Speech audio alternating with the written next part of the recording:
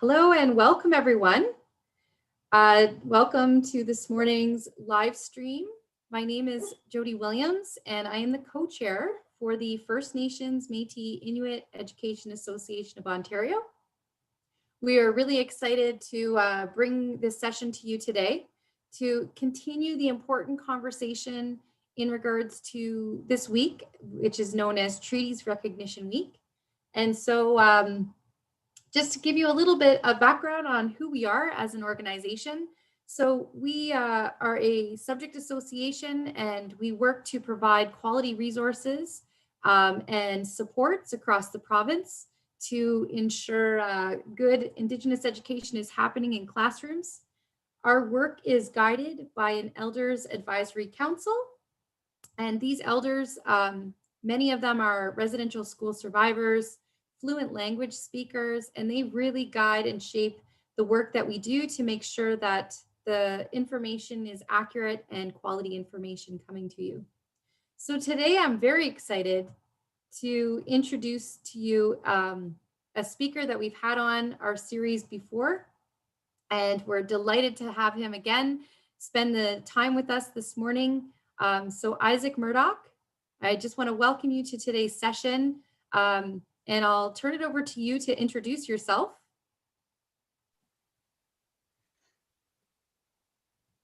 Okie doke. Well, hello everybody. My name's Isaac Murdoch. I'm from Serpent River First Nation and I'm from the Fish Clan. And so I'm going to start off with a traditional greeting in my language. And this is something that we always do in our native communities is we always introduce ourselves in our language. We give our name, we give where we're from, and also our clan. And so many Indigenous peoples have a clan system or a family system that's governed by the animals. And so I'll give this traditional greeting. Ani buju, manzanap kinege go na be, bom gija condition cause. Ginabe guk shabigaj wat, ganabajing and donjaba. Gnoje gigon do them. And so that's my greeting. I come from a place where the serpents are painted on the rocks. And my name means the man who paints the rocks. And I'm from the Jackfish clan, which is a part of the larger fish clan in the Great Lakes. And so that's who I am. So Jody, are we just going to take it away from here? Sure thing. Do you want me to put the slides up? Sure. So first off, I just want to welcome all of you for coming and for tuning in and for being a part of this class. What we're going to do is we're going to look at a historical timeline of when the British first arrived here all the way till now, and what has happened and how the land was essentially stolen from Indigenous people, how the Indigenous people were oppressed, and how it affected the environment. But we're also going to look at solutions. How do we fix this problem that we're in? And so it's going to be a bit of a history class, so you got to bear with me on this. But it is interesting. So I want you to really focus into what we're saying, and I want you to start connecting the dots, because what happened here to Indigenous people has happened to everybody all over the world, basically. So this very strategic and well thought out plan on how to steal lands has been happening all over the world for a very long time. And so these systems of land dispossession have been formulated and in the works for hundreds and hundreds of years. And so this is the blueprint on how to steal land and get resources to market. And so we're going to start off with something called the doctrine of discovery. And so in this slide here, we have the Papa Bull issued on 18th of June, 1452 by Pope Nicholas V. It authorized Portugal to conquer pagans and consign them to perpetual servitude. In other words, to make them slaves. We grant you by these present documents with our apostolical authority, full and free permission to invade, search out, capture, subjugate the pagans and any other unbelievers and enemies of Christ, whoever they may be, as well as their kingdoms, counties, principalities, and other property, and to reduce their persons into perpetual servitude.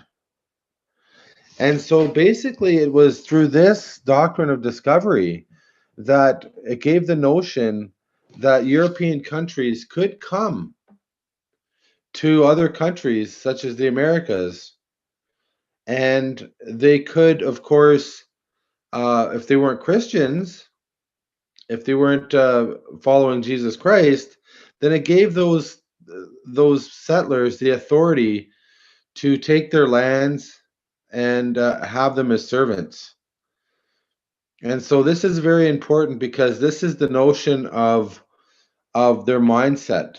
So when they first came here, they truly believed that they had some sort of godly authority to of course exercise a severe, wicked, brutal genocide against Indigenous people.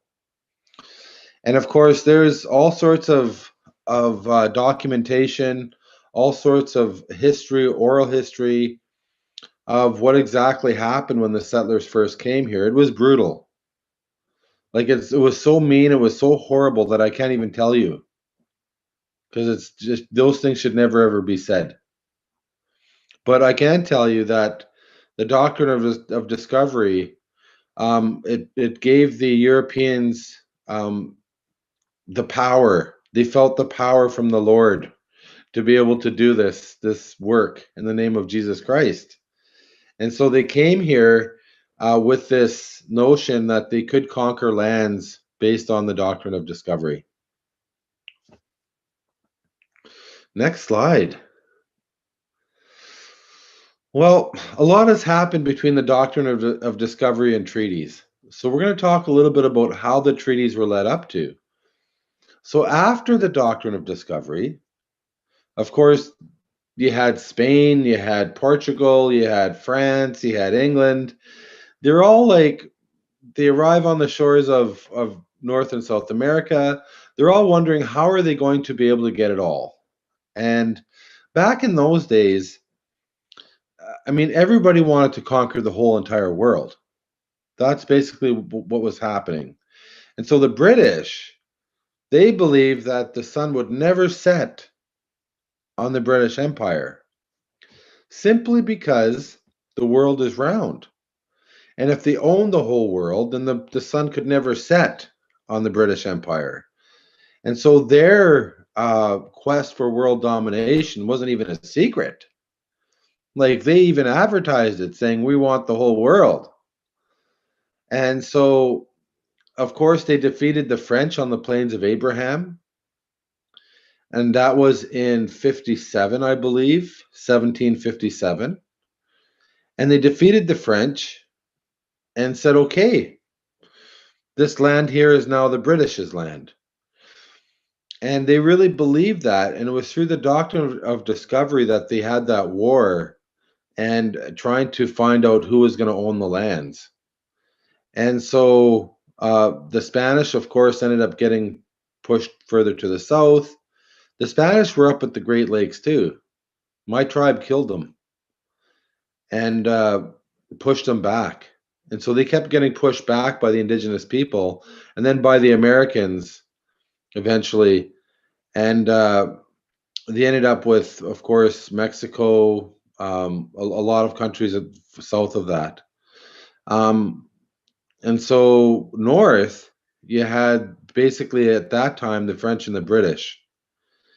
And in the United States, those colonies, they started to disintegrate as loyalist colonies, which means that they're loyal to the crown, and they wanted to form their own country, and they did, which was the United States.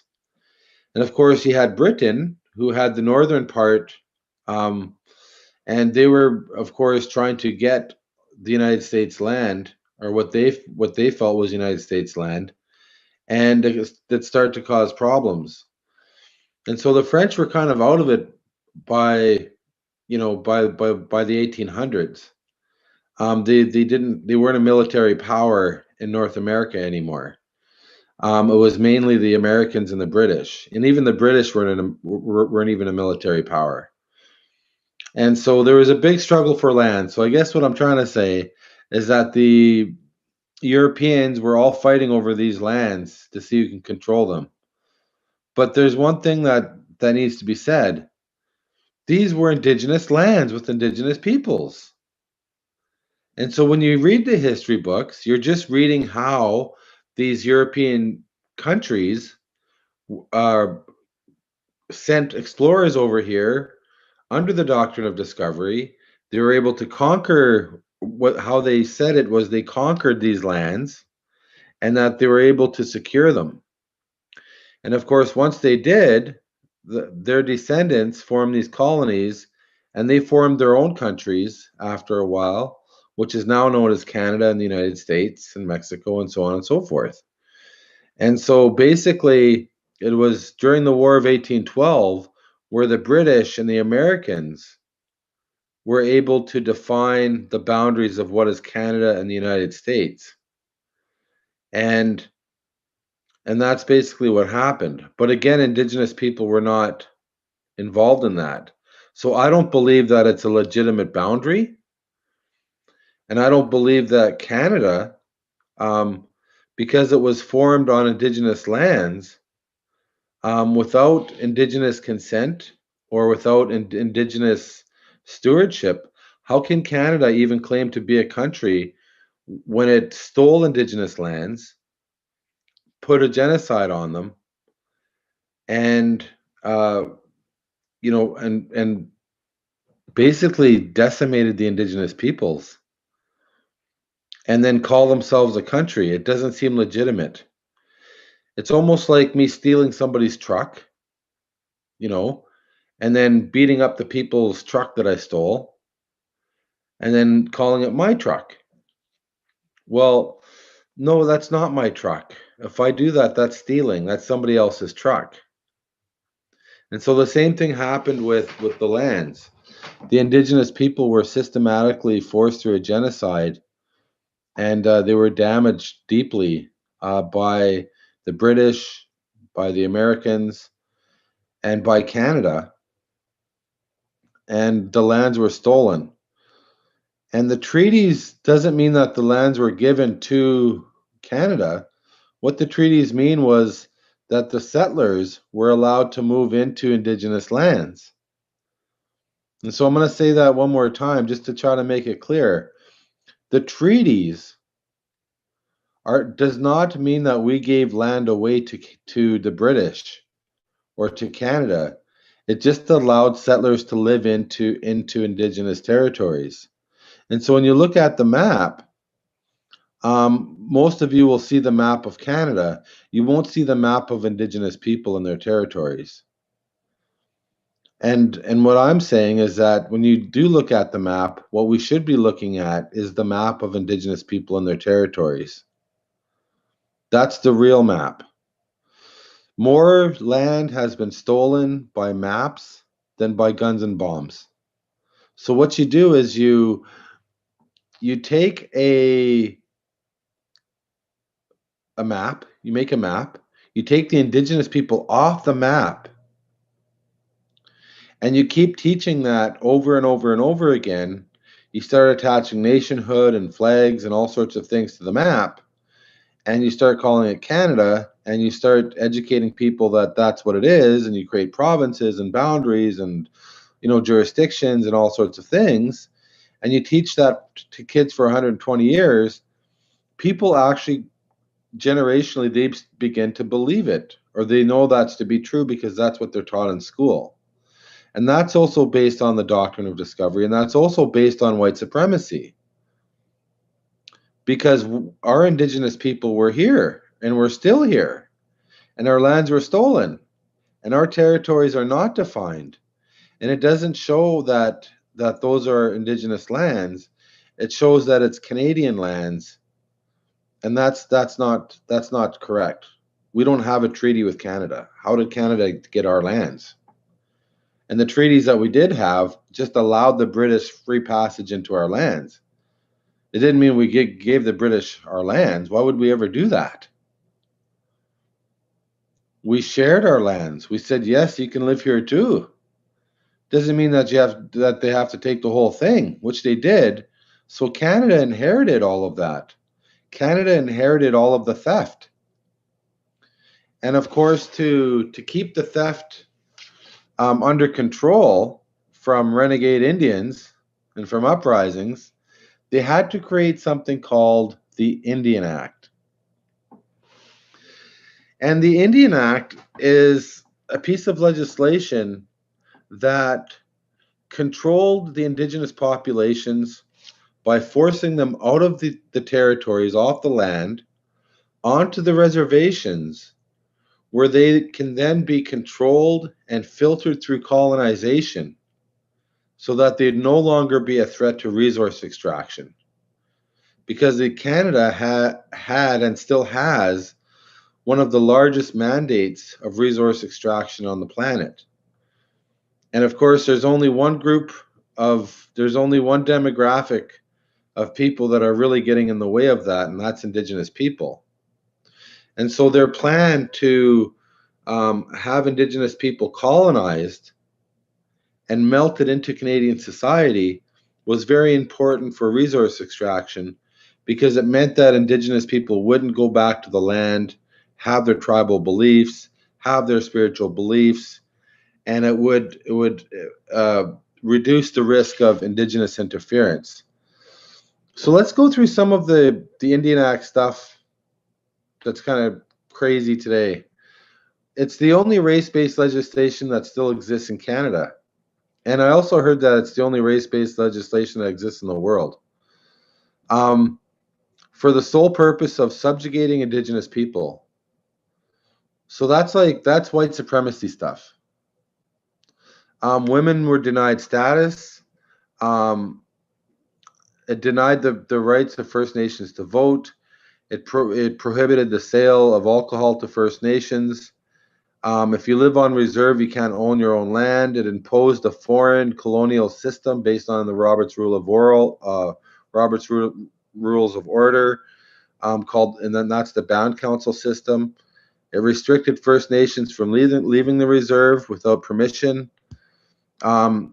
It forbade First Nations to speak their languages and do their ceremonies and form political organizations.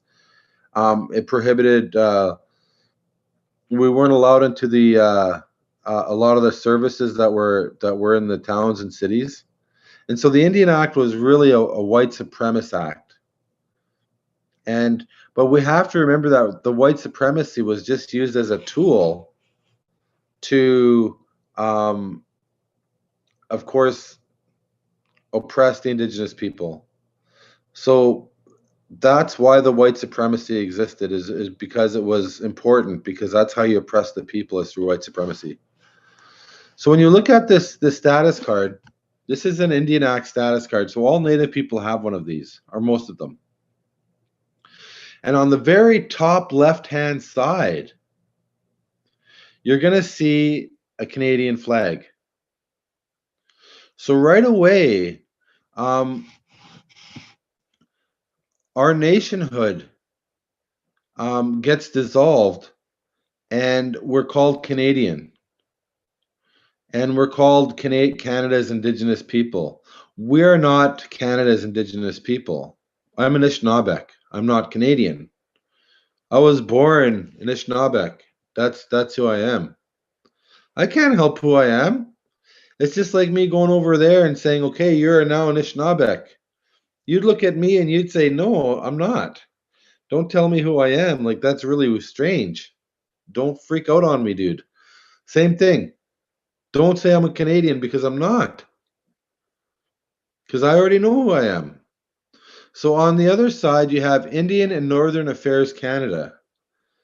So what's fascinating about that is that Northern Affairs is mining, logging, fossil fuel extraction, and Indians are Indians. And so you have two departments that are lumped together because in order to to control the resources and get them to market, you have to control the Indians. And so they've always put these two departments together because they go hand in hand. You have to colonize and oppress the indigenous people so that resources get to market. And this is happening all over the world. Um, of course, you have a name, you have a number, you have this is also based on blood quantum, which is like what Hitler was doing and stuff. It's actually amazing because Hitler and South Africa actually took this system that was so successful and started to use it in their countries. And so here is actually a Jewish status card that was developed from the Indian Act. And again, it was all based on blood quantum. It was based on controlling a demographic of people, in this case, the Jews. And it was a system that worked. And they also did it to the black people in South Africa and said they too got a card. They too had a thing based on blood quantum. They too had a number. But there's only one left in existence. The Jewish one doesn't exist anymore. The black one in South Africa, the tribal card, doesn't exist anymore. The only one that still exists today is the Canadian Indian Act status card. That's the only one that exists. Built solely on white supremacy and the ideation to control and eradicate First Nations people. And it's still in existence. And so our people were left with Indian reservations. And the reserves are 0.2% of the total land mass.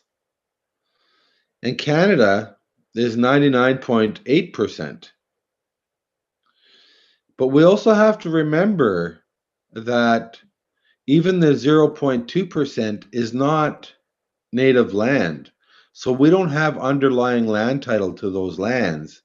Those lands, that 0.2%, is, they call it land held in trust by the Crown for the use of Indians, is what they actually call it. And so it's really, we don't even have underlying title of the reserves. And so underlying title doesn't even exist in the Canadian legal framework. So Indigenous people literally cannot have their own land in Canada. It's impossible. It's legally impossible. There's no legal mechanisms in place that could validate underlying land title. And so the lands were completely 100% stolen. And Canada still guards and protects that land theft. And of course, they used a genocide to make sure it could happen. And so I want to talk a little bit about how the land is set up now. We have, of course, different. The land has been separated into different categories. So in this particular map, you have the light green, the beautiful light green. I love that color. I want to eat it. That's Crown land. I mean, it's all Crown land, but I mean, it's Crown land that's not being used, or it's undisturbed. It hasn't been bought and it hasn't been designated for anything. Then you have a darker green, which are parks. Parks are usually preserving some sort of a natural resource. So when you look at the different parks in the States and different parks around the world, they're actually finding that they were made parks because they're actual resource reserves for later on in history. You have the pink, which is private land, so federally private land. And so what that means is that those pieces of land were bought by Canadian people, but it's still Canada's land, but it was just paid for by regular people. The yellow stuff, you'll see little specks of it. Those are the actual Indian reservations. And then you have the white M&R administrative districts. And they use those districts for land management exercises, fire tower stuff, all that sort of stuff. And then you have another white one with planning areas. So planning areas, again, are just research areas, different things like that. But here's the striking thing about this, is that Indigenous people, none of this is actually ours. None of it. Like not even a speck. When the settlers came here, the only land they ever had was the dirt beneath their fingernails. How'd they end up with all this? And the Indigenous people end up with nothing. That's called stealing, and stealing is bad. Stealing bad. But that doesn't mean that you stole it. It means that the people long ago stole it. But it does mean that most of Canada benefits from stolen Indigenous land. So most people do benefit somehow from the oppression of Indigenous people, because you have to oppress the Indigenous people to uphold the land theft. And so Canada benefits greatly from these issues, which is why there isn't a huge outcry for justice. Mining. So when you look at the different resource extraction activities, so mining, logging, pipelines, fossil fuel extraction, they always happen around where Indigenous people live. And it's funny that, so for example, just in Ontario, we have, they say there could be possibly up to 85 communities without clean drinking water just in Ontario of Indigenous people. How can 85 communities, Indigenous communities in Ontario, not have clean drinking water? It's crazy. I mean, if there was a non-native community that didn't have clean drinking water, then they would be on it. It would be fixed. Like, out of those 80 communities that don't have clean drinking water, all of them are Indigenous communities. There's not any non-native communities that don't have their clean drinking water issues resolved quickly. And so some of these advisories, drinking water advisories, have been going on for 25 years. Here's a recent one at Niskanataga. And I'm going to read you what some of them are saying. In this house, there are 13 of us with no clean drinking water. 13 people live in a house with no clean drinking water. A ghost town, abandoned and neglected by Canada. Dear Mr. Trudeau, come live here for 2 weeks, then you will know what our people face. Canada continues to violate our rights to clean drinking water. You're now entering a 25 years BWA zone.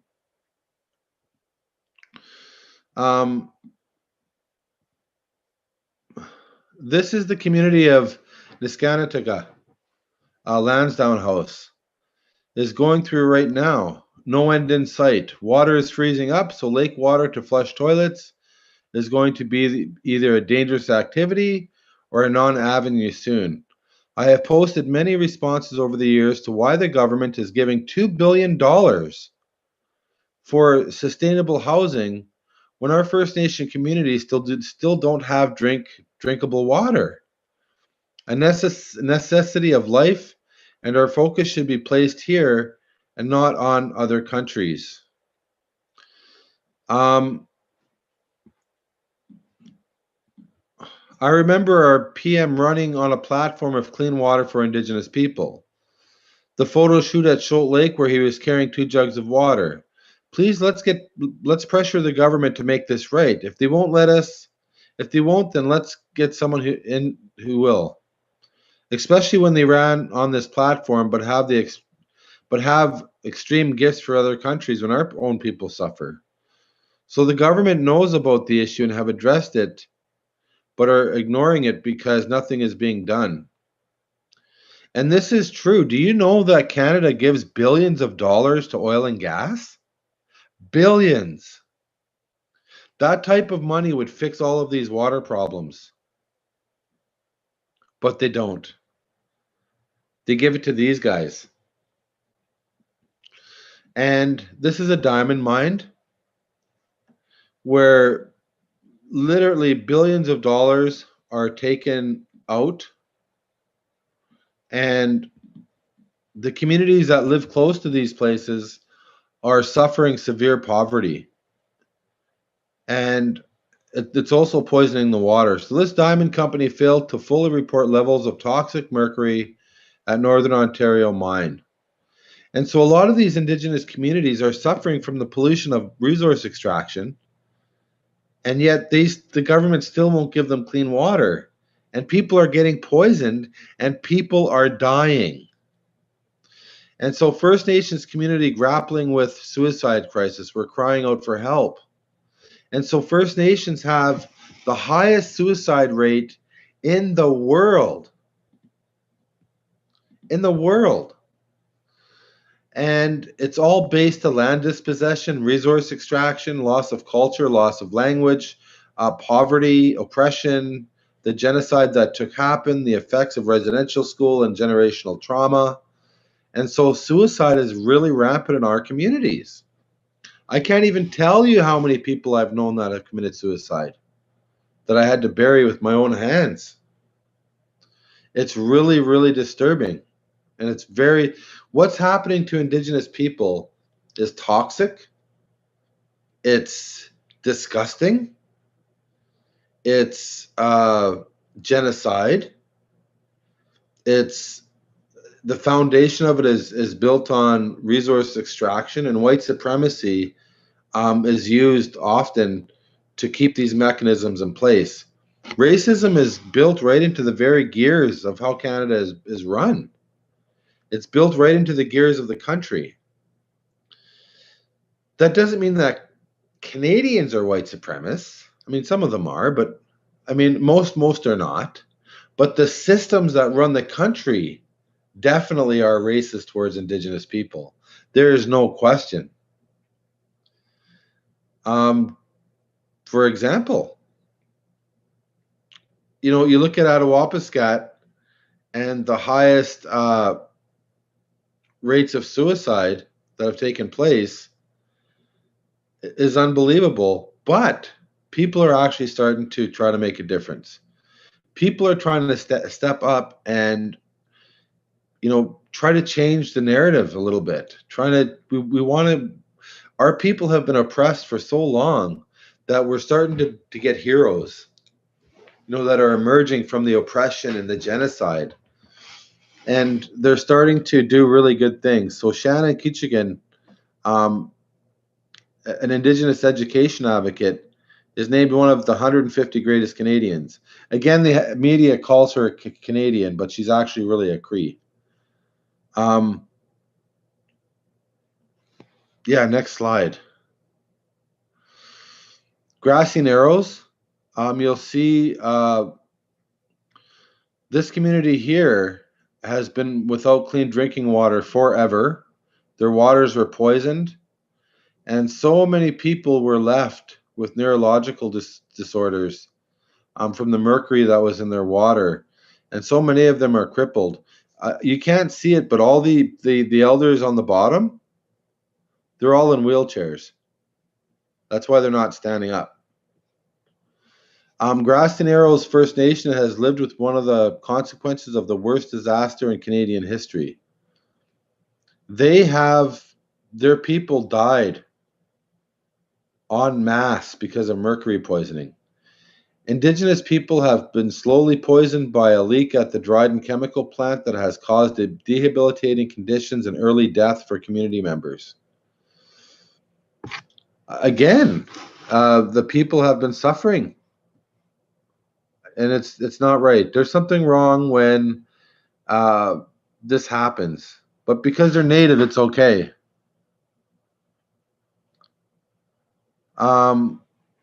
You have places like this, the tar sands, the oil sands, where this is causing pollution on a catastrophic scale all over the world. And so this is a horrific event. This is a catastrophic global event that's taking place. You can see the tar sands from the moon.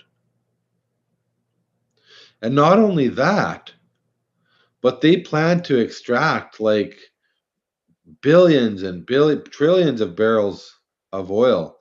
And they call this dirty oil because of the mess that it leaves. It's horrible. It's really horrible. But again, the people are oppressed because of this. A lot of people will say, well, you get everything for free. You're a lazy, drunken Indian. You get you can't look after your kids. You're a drunk. All of these things. So a lot of racism is perpetuated. And it seems like there could be movements for everything else, but the movements that Indigenous people have are never ever sustained, or they're never ever. A lot of people don't know about them because we're kind of like the bottom of the barrel. And so racism against Indigenous people is rampant in Canada. But here's some facts. Money received by First Nations are not tax dollars. It's payment from land and resources, treaty annuities, interest payments from a federally controlled trust fund. And so the money does not come from taxpayers like people think. And I don't get nothing for free. I don't get absolutely nothing from the reserve. Nothing. Zero. And I've gotten zero my entire life. And so it's not like people are getting free anything. That's not the case. Everything's been taken away from them. Canada, on the other hand, has gotten free everything. Canada has gotten free everything. They're the ones that get everything for free, without a question. Because they sure didn't give us anything for the land. Okay, so you'll see in this photo here, there's a lot of Indigenous people that are rising up, and they're trying to make a difference to protect the lands and waters. So in the first left-hand slide, we see a photo of, this is us in San Francisco. We're at the head office at Wells and Fargo, which is a bank that heavily invests into the pipeline, the tar sands. And so we went down to San Francisco, and we painted on the road. And we remember seeing this is actually called East Wall Street, because all of the world banks and all of the major banks in America are right there. All those are world banks on the sides that you're seeing. And I remember seeing all the executives looking down at us as we were painting that. It was actually pretty cool. And we actually got the police to buy into it too. So they weren't stopping us. Because one of those police officers believed in climate change and said, no, we're going to let this go through. We need to change. The one on the bottom left is a picture of that happened in Winnipeg, where the Indigenous people got together to stop a pipeline that was going to go through. They were able to stop it. On the right of that is the same picture. It was the same rally. It was to stop Energy East. And then on the top right is a picture of Standing Rock, of course, where the Indigenous people gathered together, and they tried to stop the DAPL pipeline. They were unsuccessful in that. Under the Obama administration, Obama, for whatever reason, he failed the Indigenous people during that time, and it was a horrible. Old ladies were getting pepper sprayed in the face. These sick dogs, trained dogs to attack the Indigenous people. They poisoned them. They gassed them. They shot water cannon at them when it was 20 below out. They really it was a horrible. The violence against the Indigenous people in the name of resource extraction is often quite severe. This doesn't happen to regular Canadians. This only happens to Indigenous people. Yeah, so this is people standing up for what they believe in. This is people standing up and saying, no, we have to save the environment because we are in abrupt climate change. The world is going through an ecological collapse, and we need to figure this out. We need to work together and try to figure this out. And here's the thing. This is a global crisis that we're in that's going to take a global human response to fix. And these pictures you see just Indigenous people fighting like giving it their all. But we need everybody to give it their all. This is how we win. This is how we save the planet. And I believe that we're going to. And so I don't know how much time we have left. If we want to jump into questions, Jody? Yeah, sure. We have some time left. So if anybody wants to put your questions into the chat box, I will moderate those with Isaac. And in the meantime, while you're thinking about questions or what you might want to ask after listening to this really amazing presentation, I'm just going to share another resource and I'll put the link in the chat box as well, that you can access to learn more. And maybe I'll get Isaac to you can also talk to it a little bit. So yeah. A lot of questions that come up, when is around, okay, what can I do? How can I get involved? How do I make a difference? So the first thing we always suggest is get educated, get informed. It takes time to learn about all of this, as you can probably appreciate listening to just the little bit that was shared today. So take the time to dig in and learn. There's so much material that's available now to help support your learning. So this resource, understandingindigenousrights.weebly.com, is just one of many that exist. It has,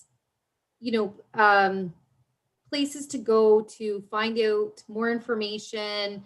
Pam Palmater is an excellent place to go to. She's got this podcast. Arthur Manuel's books, I'm not sure if they're on here or not, but we highly recommend those as really good sources of information. In here, this one was put out recently. Why are Indigenous peoples blocking the railways? Because I'm not sure if you remember, it kind of got picked up in the news back in May, June. What was happening out west? Well, what has been happening for a while and continues to happen out west with the Wet'suwet'en people.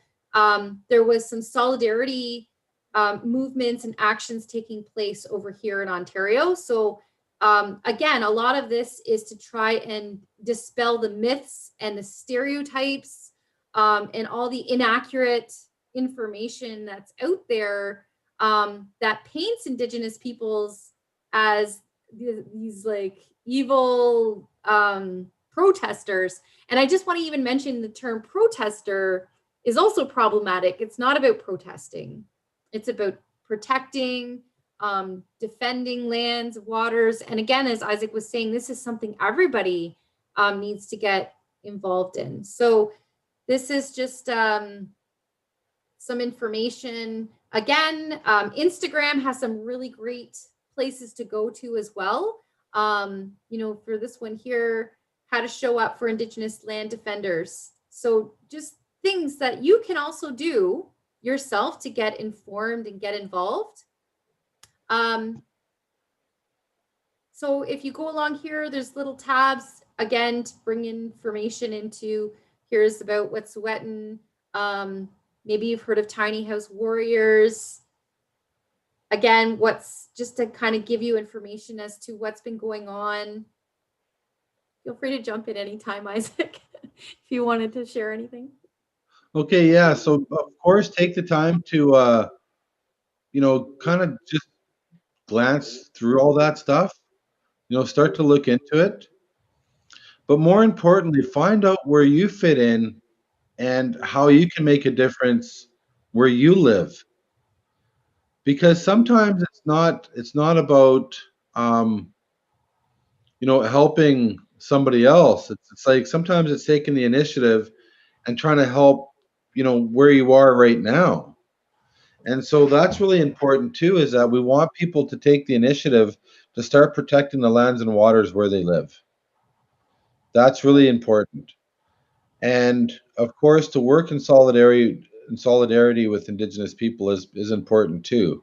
We definitely need that. And so I think that the more and more that we work together, the better the world is going to be. There's no question. And you know, it's the thing is that when young people get together, something incredible happens. You cannot stop young people when they band together to do something. And when there's enough ideas, nobody can stop you. And nobody's going to want to stop you because you're changing the world and that's what everybody wants. So start mobilizing yourself. Start um, you know, holding meetings and think tanks and start being strategic in how you're going to do things because um, we need you. And the adults aren't going to do it because it's always the young people. The young people are free and they don't have bills to pay and they don't have all the responsibility. The adults are deadlocked in the system, but not you young people. You're not. So this is your chance. This is your chance to shine. And we want something that's positive. We want something that's nonviolent. Indigenous people are not violent. There is a clear understanding all over North America that we are nonviolent. We know that we cannot defeat this thing with a bow and arrow, but that we have to be for something as opposed to against something. And that if we want the world to be a more beautiful, better place, then we have to create beautiful. So what we need is a revolution of the heart, a revolution of the beautiful, a revolution of something that's great and positive. And it's something that only you can do. Old people like me can't do it. My days are over. I'm done. It's your turn. So I really encourage you to get out there and do something amazing. But always think, be safe, be kind, be gentle.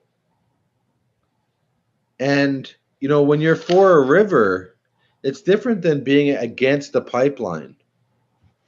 Or if you're for a specific forest, it's more powerful than being against a lumber company because it creates a different energy. When you're for a forest, anybody can participate. Grandmas, kids, aunties, babies, moms, dads, you name it. Everybody can participate when you're for something. But when you're against something, it creates a different energy and it creates conflict and it also creates friction. So be strategic in what you're doing. But make no mistake, do it. Get out there. I don't think we have much time left for questions, but we definitely want to take some questions. We do have time and we have questions. So here's the questions are rolling in. We have here. So the question is around, well, I think it's a question that'll lead to a discussion around the policing in Canada. So the question is, do you think that Trudeau would ever resort to the violence that involves water cannons to put down a protest? So I guess this, I think, came up during when you're talking about Standing Rock. So perhaps you want to talk a little bit about the RCMP. Yes, the RCMP was actually created to contain the Indian problem. That's what gave birth to the RCMP. That's why they were actually formed. And the police have more Indigenous people are killed by the police than any other race in Canada and in the United States for that matter. So more Indigenous people are killed by police. And Indigenous people are always met with police violence when it comes to protecting their lands. It seems to be a normal thing. It doesn't happen to non-Native people, but as soon as Natives are there, it happens. And so, have they used water cannons on Indigenous people? No, they have not. But they have used chemicals. They've used, of course, force. They've broken bones. I remember one time they arrested this woman that was singing with a drum, and they smashed her face in the ground. They grabbed another woman and they busted her arm, and they snapped her arm in half, and they were sitting there singing with a drum. And so the violence that the police have against Indigenous people is very high, and a lot of the police captains are saying that there's racism involved, and that there's racism in the police forces, and they're trying to extinguish it, and they're trying to look at these issues very carefully. But definitely racism, resource extraction, police, it's all linked together. It's all part of the design of how to keep the resources getting to market. Good question. Yes. Another question here is in regards to status cards. So do they still exist? And do you think there's a chance that we might get rid of them? They still exist. I mean, some people do get rid of them. A lot of people don't, because once you get rid of your status card, so I'll tell you what I did. I cut my status card in half, and I also got disenrolled from the Indian Act, meaning that I got taken off the list on purpose. But what happened after that? I wasn't allowed to get a house on the reserve, so my basic human rights were stripped from me on the reserve in my own community. I couldn't vote. I couldn't be a part of any decision-making uh, platforms. I couldn't vote. Couldn't have a mailbox. I couldn't go to school. There's all these different things that I couldn't do. So it was like all of my basic human rights were stripped from me once I cut up my status card. So a lot of people don't out of fear. And so I lived in shacks and tents and teepees and things like that for a lot of my life because I could never get a house on the reserve because the government wouldn't allow me. One time I was staying at my sister's house, and uh, the Indian Affairs told me I wasn't allowed, and that the RCMP were going to be called, and I was going to be removed. Can you imagine that? Like if one of you were staying at your sister's house and the police were called and told that you couldn't live there, even though your sister said you could live there? That's how oppressive it is on the reserves. Good question. Yeah. So I'm just going through here as well. I think this may have answered it. There was another question that came up similar. What is the main purpose that Indian status cards serve today? Did you want to add to anything else you've said about that? Um, they're used to get an 8% tax break in Ontario.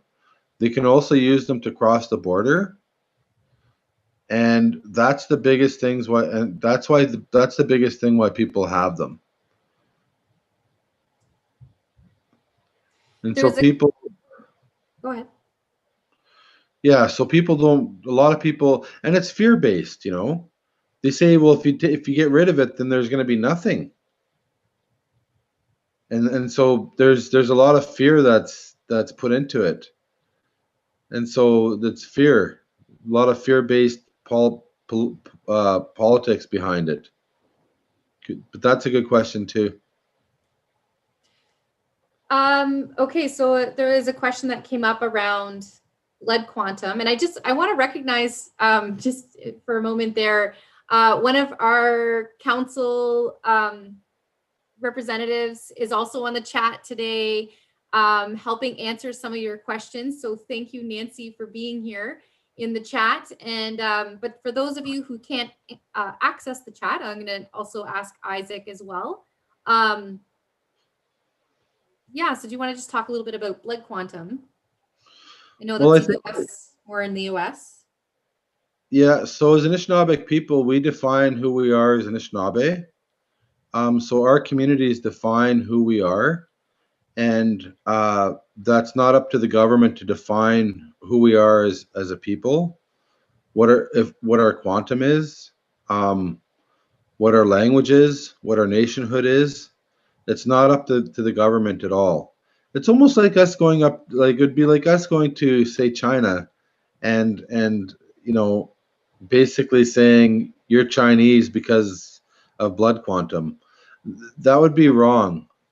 We don't have the right to go to another nation and dictate who they are based on blood quantum. That's something that we do, and that's something that we govern amongst ourselves. And that has no that has nothing to do with Canada. That's our nationhood issues that we deal with. And so Canada needs to keep its nose out of it. So I think it's an important point to really highlight, is that this always is about Canada trying to maintain a control and oppressive measures. And this is just another tactic in terms of dictating who's who and determining all of that, which is, and I think this is like, it's such a, for those who are just learning about this for the first time, it's quite a wild realization that this is taking place in Canada, because I know a lot of people are quite shocked to hear, Canada has such a, this, is seen internationally anyway as like being this country of, great democracy and freedoms and opportunities and diversity, and yet has this amazing ability to hide that it's got apartheid legislation. It has, highest suicide rates, all of these pieces that you've talked about today.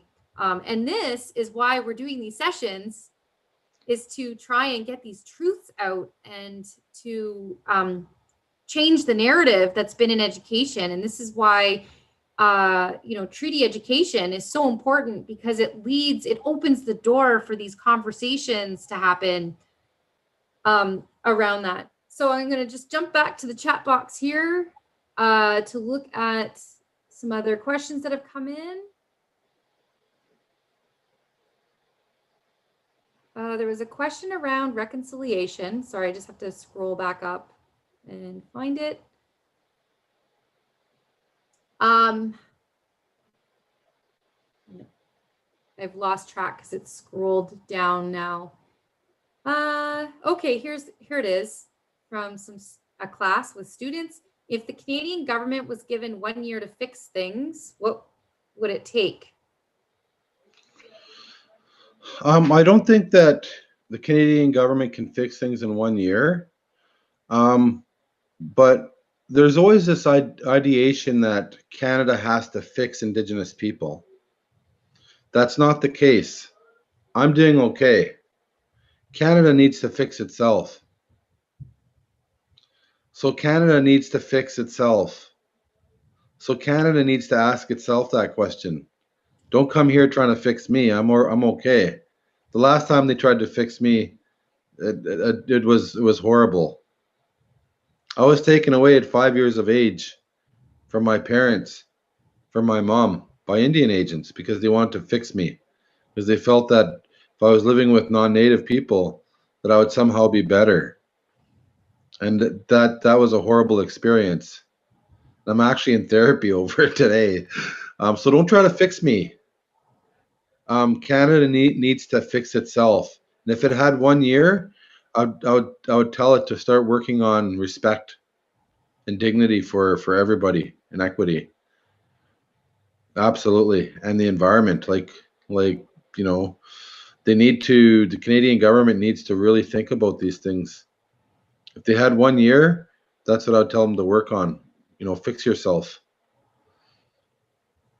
So one last question here, and then we'll do some closing words. Your video seems to be frozen, but we can still hear you, so that's good. Okay. What are your thoughts on reconciliation? Reconciliation, in my opinion, cannot happen until land is returned. How can it? It's almost like if somebody steals your house and your truck and steals all your money from your account, and then they don't give it back, but then they say, well, let's reconcile, but you're not getting your car or your house or your money back. How can you reconcile with somebody like that? You can't. So if Canada's expecting us to reconcile without any land back, that's an unrealistic expectation. Um, so land, we need some of our land. We're not saying we want all the land, because we agreed that we can both live here together, but us having no land has to stop. True reconciliation is land back and respect. Mhm. That's a good question.